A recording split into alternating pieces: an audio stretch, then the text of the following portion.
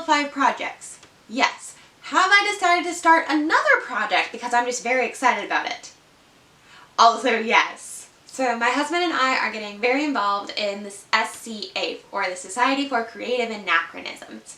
And we are starting building our personas, because it's kind of like a LARP situation, but not, where you build a persona, a character, if you will, that roots you in a time and a place. And my husband chose Norman to be his persona. So probably like 11th, late 11th, early 12th century Norman, like right after the Battle of Hastings, Norman conquest of England, French/English. Now, there are a few Norman clothing examples left. Of course, the Norman, they went everywhere.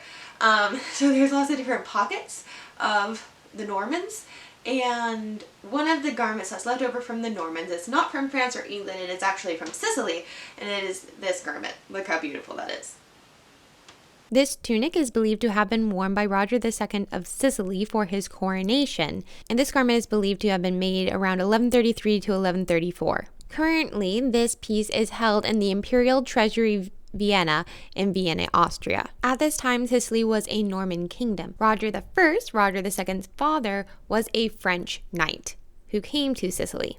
But it's amazing, and I'm inspired to make one for my husband. It's going to be a little bit of an interpretation of this design, but it's going to be very, very similar. I'm also going to be using some more modern techniques with this because I want to. I don't want to do all of this by hand. Now, I actually got really lucky and I have some fabric in my stash. So let me show you. So I have this nice blue fabric and then this red fabric, and no lucky because, oh hi, hello. Oh, okay.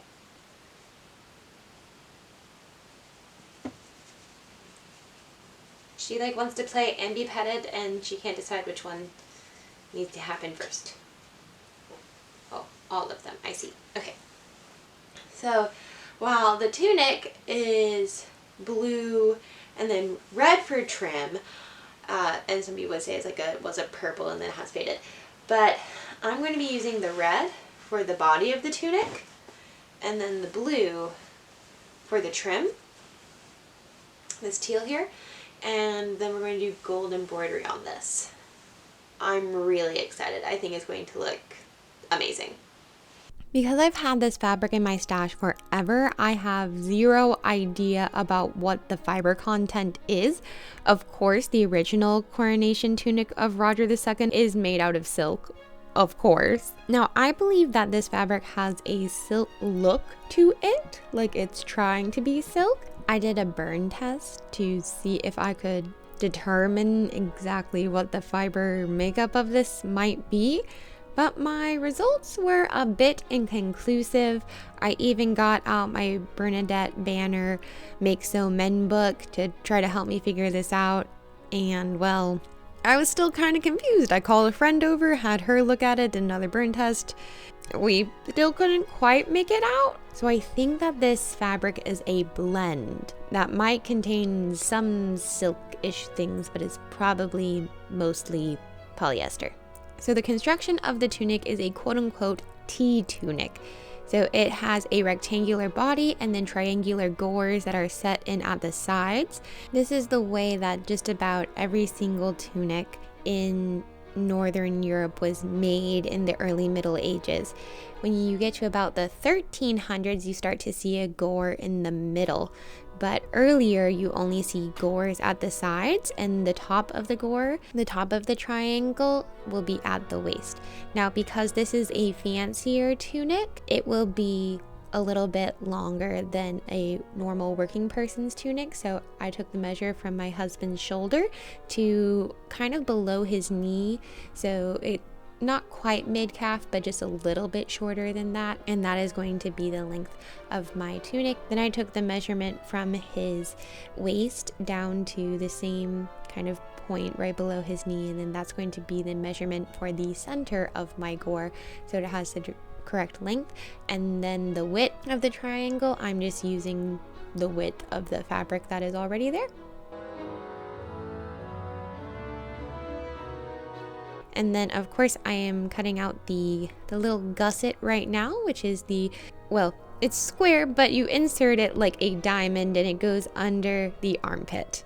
As I was working with this fabric, I realized that it was not holding its color correctly, and it was bleeding anytime it got like wet at all. Like if I sprayed it a little bit to get a wrinkle out, like it just bled everywhere. And then actually the fabric felt different. It felt better and softer after I had gotten it wet. So I'm not sure exactly what was going on with this fabric. It seemed like it had a lot of stuff going on, and I wasn't really sure what all of it is. I decided to go ahead and just fill the bathtub and just rinse all of this fabric, because good gracious, like otherwise if my husband sweat like at all, he was about to be just covered in red while he was wearing this. I went ahead, I washed it out in the tub, and then I ironed it all again, helping it dry and not be as, crinkled from however many years it was in my fabric stash. And then I went ahead and I seamed together the shoulders and the side seams to create the body of my tunic. I am using an overcast stitch to join these two pieces together. This is what I believe to be the most historically accurate way to join two pieces of silk together. You will also notice that I folded over part of the fabric. So if it is not a salvage edge, you fold over a little piece of the silk and then do an overcast stitch. And that is the way that you would join silk together in the Middle Ages. Now, creating this neckline made me incredibly nervous because I'm really just doing it all based on sight. All right, first try on. How does it feel? Amazing. It feels really good. The fabric's really soft.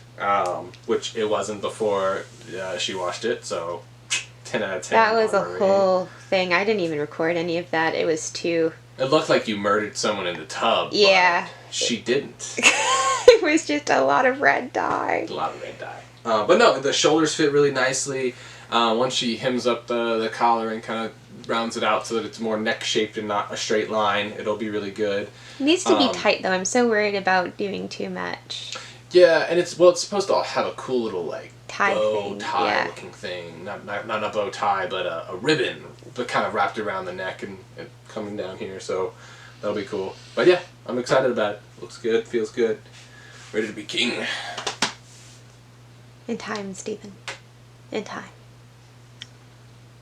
So the next thing I decided to do was to round out the neckline just a little bit. Again, I didn't want to do it too much because I still want to make sure that the interesting neckline on the side meets. So I just used the t-shirt as a guide, but I only used the back of the t-shirt, which doesn't go down as far, to be my guide. And then I just cut out a little tiny semicircle, and then I'm going to end up hemming that as well, so it'll go down even a little bit more, but I want it to be pretty tight. Next, I went ahead and I inserted the gores into the tunic. The gores go on the side of the tunic. As you can see, I have my armhole, I have the tiny side seam, and then I have, well, most of the side of the tunic, most of the side seam is going to be this giant gore. So I went ahead and I pinned it in. I'm going to attach it in the same method using an overcasting stitch. If it's not the salvage edge of the fabric, I fold the edge over just about 1/2 inch, and then I'm going to overcast stitch it. Now, just to make sure that the 1/2 inch stays, I went ahead and I ironed in a 1/2 inch on all seams that needed it. All right, show us those gores.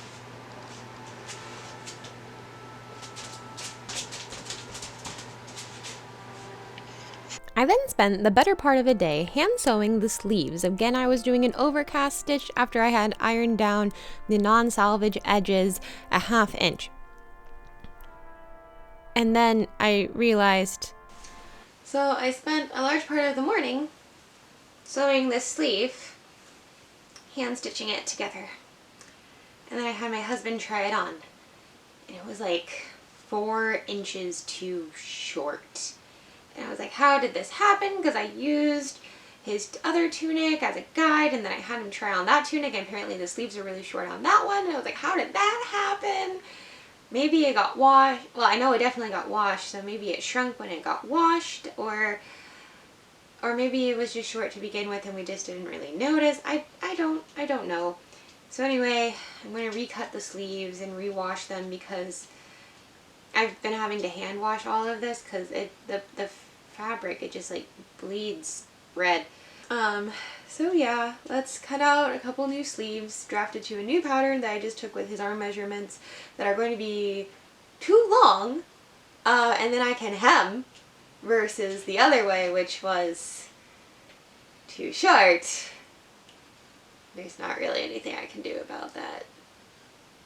Now, some of you would be like, oh no, because this was my husband's suggestion. It was like, well, you have a cuff. Like, the cuff can just kind of make up for the difference, and that's not how the medieval, that's not how this was, it's supposed to be constructed. So, not going to do that, especially because I'm entering this in an arts and science competition, which is 1 week from today.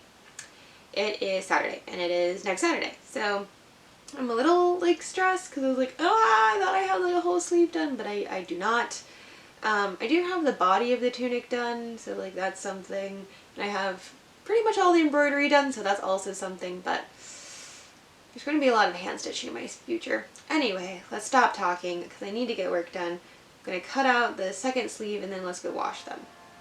So I went back to my fabric. Thankfully, I had enough to cut out another set of sleeves, and I added like 4 inches to these sleeves, and I also wanted to make them a little bit bigger, like around as well. So I just didn't want them to be too short. If they're too long, I can fix that. If they're too short, there's not a whole lot I can do, especially in this construction, because you don't just put the cuff on the end of the sleeve. You put it's really more like a facing. You put it on the outside, but the sleeve still goes all the way to the wrist. So I went ahead, I cut those out, I washed them, and tried to get their weird dye to settle.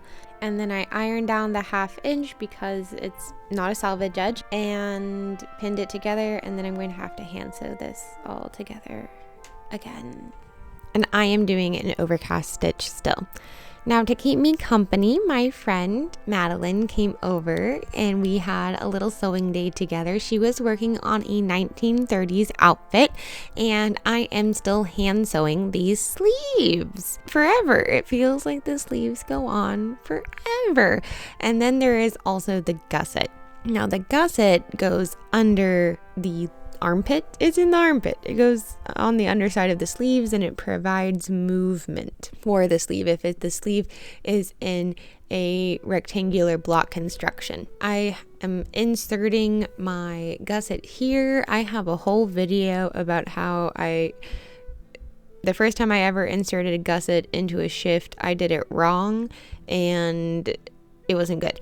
So I had to undo it and redo it. And I have a whole video about doing that. So if you're more interested in really how you're supposed to put a gusset in, please go check out that video. The quickest advice that I can give for putting in a gusset is think of it as a diamond. It should look like a diamond. Don't think of it as a square, think of it as a diamond. So once I got the sleeve sewn together and the gusset put in, it was time to attach the sleeve to the body of the tunic. So to do this, I inserted the sleeve, turned it inside out so that the pretty sides aren't matching on the inside of the tunic, and then I pinned to where you just see the not as pretty sides of the tunic together, and then I'm going to hand stitch it in.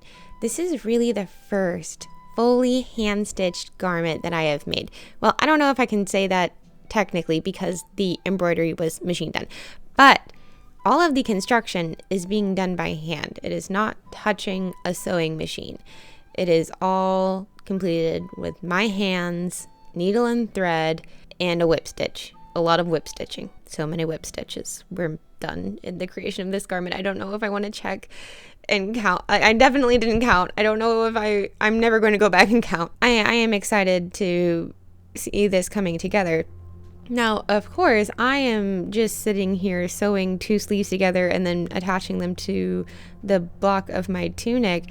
And Madeline over here is just sewing like the wind and has almost an entire 1930s dress cut out and put together by the time I'm just done sewing in these sleeves. And Lucky actually made an appearance. Lucky normally does not like other humans. Yay! Yay! It fits! Done! Almost. I mean, it's on. So that's a thing. Yes. It looks awesome. Feels good. Lots of movement. Lots of, it's just a good shape. It feels really nice. Mm-hmm. I'm worried the arms are a little too tight, but... No, I don't think so. Really? You keep looking at it like it's bad, but like... tight arms? I mean, yeah, it just looks tight. Like it's supposed to be tight. I don't know. It's supposed to be fitted on the bottom. It's supposed to have like more billowy up top, but You know, exactly. It billows a little bit. And then at the bottom it looks really tight. I like it. Yay! Alright, now I just have to put the facings on. Facings. Yeah, and the trim around the neck. But otherwise, I think it looks... The shape looks really good. Very excited. So I went ahead and I marked on my husband's wrist where the sleeve is going to need to end. It's pretty much where I guessed it should be. And then I went ahead and I cut off the excess so I don't have to worry about it anymore. Now I have perfectly length sleeves. So now I'm pretty much done with the body of the tunic, and I decided to go ahead and hem the tunic because the facing that's going to go along the hem goes right over the top of it. So I finished the hem. I did a double fold hem to make sure that this fabric does not fray. I used a hem stitch to complete the hem, hence the name hem stitch.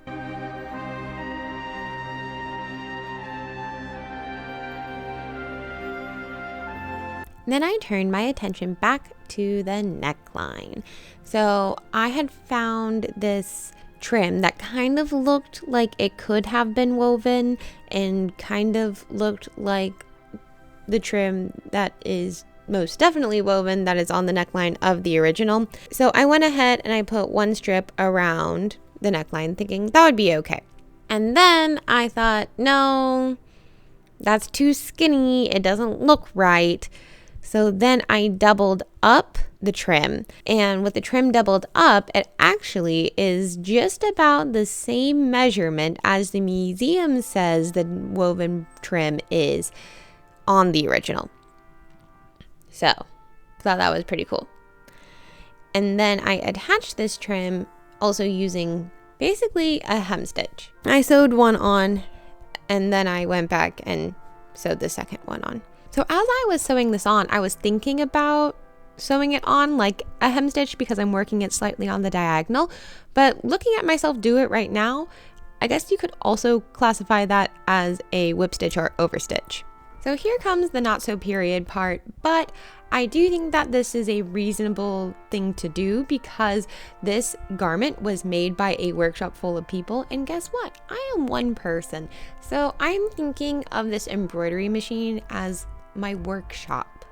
This is me delegating labor, but instead of to another person, it is to a machine because we live in the 21st century. So I decided to use my brother embroidery machine to complete the embroidery that's going to be on the facings, that's on the cuffs and on the bottom of the hem. Thankfully, my brother embroidery machine came preset with this beautiful design that I thought really looked like this design that I found from the Victoria and Albert Museum of embroidery from the right time period. It's from the right location of the outfit that I'm trying to kind of create based on my husband's impression. And the embroidery went great. I used the gold thread. Now, of course, this is just like a poly thread. This is not real gold thread. I am by no means that rich. I was able to fit 2 of these designs into my largest embroidery frame, so I didn't have to change out the frame every single time I did a design, just every 2 times I did a design. And the design took about 12 minutes to embroider.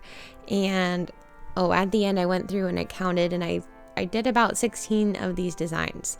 So let's see, 16 times 12, that is 192 minutes or 3.2 hours. That's how long I spent on embroidery. Just the actual embroidery part of it, not even the cutting out and removing the backing, because removing the backing from this, I did a tearaway backing and oh good gracious, it took forever. But here we are. I have embroidered my 2 large pieces that are going to go on the hem of this outfit. I've marked it out to be the size that I want it to be, and then I'm going to attach it to the hem. Now to do this, I'm turning under the raw edges and pinning it along the bottom, and then I'm going to do the same thing along the top, so there's just like a little bit of room and the embroidery isn't right up against the edge on either side. So I did 1 strip of fabric on the front, and then I did 1 strip of fabric on the back. And here I'm trying to like connect them. And also, you know, the tunic is not perfectly straight, it's a little rounded, so it hangs right with the gores. So I'm kind of having to round my facings a little bit too and overlap them a little bit. But I was very happy with how I kind of made that work and kind of overlapped and turned, and anyway, I thought it worked out pretty well. You can see how I'm doing it here. It just takes a little bit of massaging the fabric to line up just how you want it.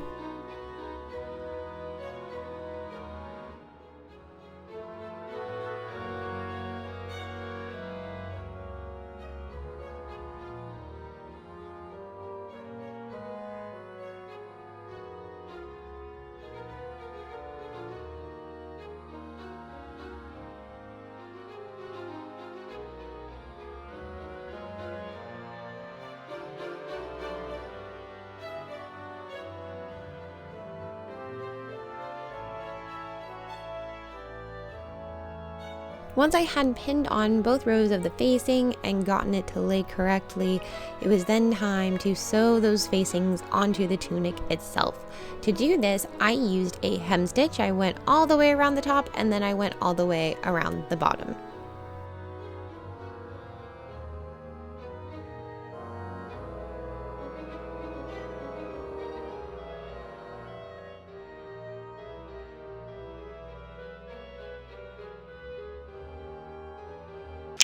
So I got the embroidery on. I think that looks really good. I'm a big fan. Got the cool place there. Yeah, I kind of had to like piece it, but it looks like from what I could tell on... But I mean, it looks like that looks cool. I mean, from both sides there. And I think that's how it was on the original from the photos I could find online.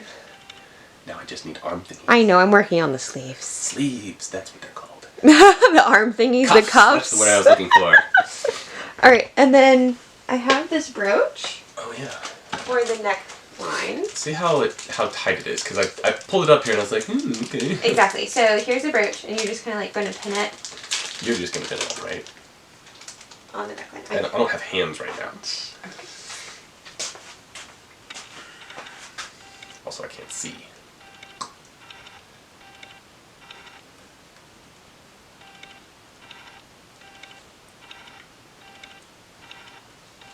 Yeah, yeah. I have to go look. Ooh. Yeah, and see, it definitely. This is open a little bit. I don't know. I think it might be like this is about as tight as it can get without starting to choke. But this has a little gap. Is that? I mean, it's a slit in a tunic. No, I'm just asking. Yeah. Well, I mean, also I think I can do it a little tighter. Okay.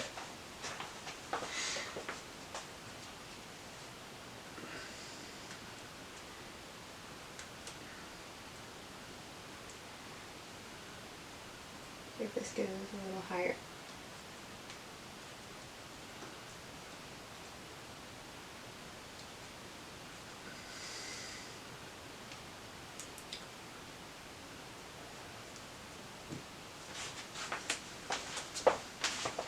Yeah. There we go. I'm a king! Ruler of the world! Fear me. Oh, that looks good. Yeah, no. That's what I said. It just needs to be closed a little bit more. I That's just had perfect. to do it. Looks nice. Look how big I look. Don't look at my sleeves, though. They're not done yet. The sleeves are not done But the rest of me, gorgeous. yet. Yes. And then pearls. Apparently so many pearls. We'll see how many pearls I can get on it. All right. I ended up purchasing about 4,000 tiny little plastic pearls from the internet, and I ended up sewing on at least 3,000 of these onto this little tunic. Now, I'm starting at the neckline, and on the original tunic, it shows that there is a line of pearls on either side of the neckline.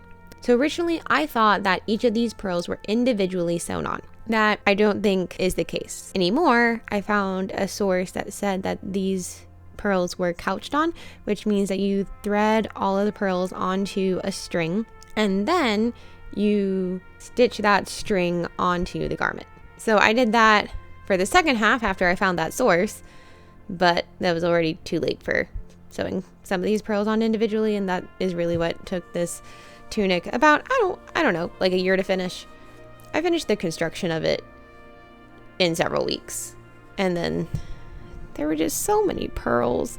But here you can see I am embroidering the cuffs of the sleeves. The cuffs of the sleeves have the same design as the hem does, but it is slightly larger because I want it to go the majority of the way around my husband's forearm. I then sewed a bunch of pearls onto the cuffs here as well.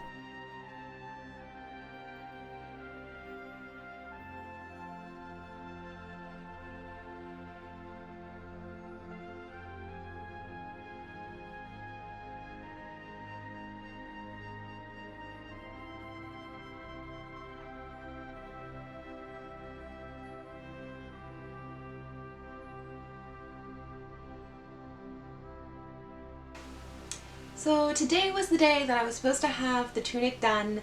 I was hoping to enter it into an arts and science competition, which is basically like a medieval science fair at an event that we were supposed to go to today. But obviously I'm not at an event. My husband ended up with the flu, and the flu is really bad this year. So thankfully I've been avoiding it, but it's been very sad because we've had like essentially quarantine from each other.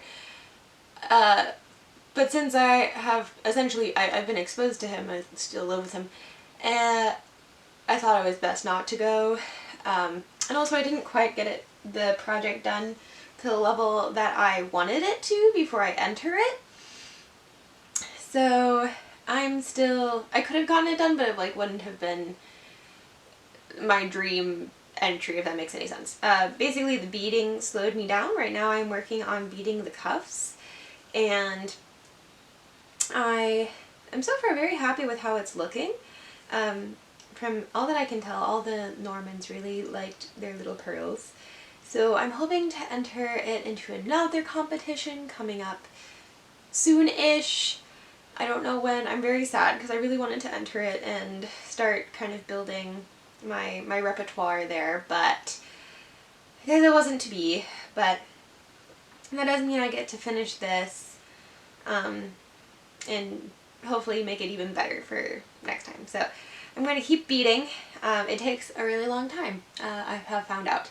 This project, I was like, oh, it'll be simple, it'll be like, I'll get it done like so easy, and then I decided to hand sew almost everything and decided to, you know, hand sew each bead on because I'm trying to be as authentic as possible, even though they're not real pearls, but at least my technique is authentic. Anywhoozits, I am very happy with how the tunic is looking thus far, and I look forward to the day where I actually get to show people. So in the Society of Creative Anachronisms, the arts and science kind of has a season, and there's a beginner's fair, and then there's a regional fair, and then there's a kingdom level fair. So I missed the beginner's fair, and instead of just jumping in at the kingdom level, because that was the only one I could go to, I couldn't go to the regional one this year, or last year in 2024. I thought, you know what? I'm going to take this nice and slow. I'm going to really put a lot of nice finishing detail into this. I'm going to write a really nice research paper that goes along with this, which you can read over on my Patreon. So I basically kind of fiddled with this for a year. And then I was like, oh my gosh, it's actually happening. I need to go ahead and get this done because I am not about to wait another year before I enter my first fair. I'm going to do it now. So I entered it into Stella Nova, which is a beginner's fair for people who have never done this before. And while I have definitely sewed things before, this is really my first medieval garment sewn entirely by hand, which is a new era for me. I'm not used to that, so here we are. I'm a beginner. So I had to be like, oh my gosh, it's actually happening. I need to put the cuffs on. So that was the last thing that I did, was stitch the cuffs onto the sleeves.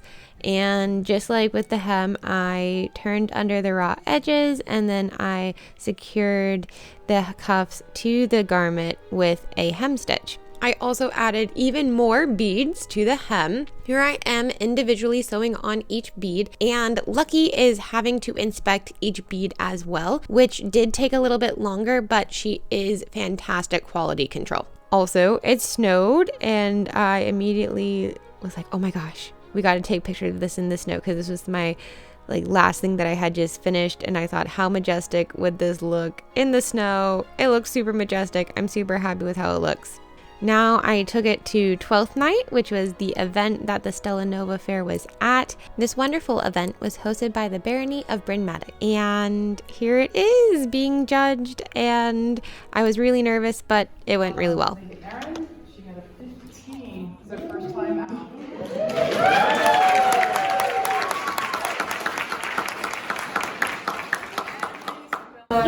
Also her first time, a 19 out of 20.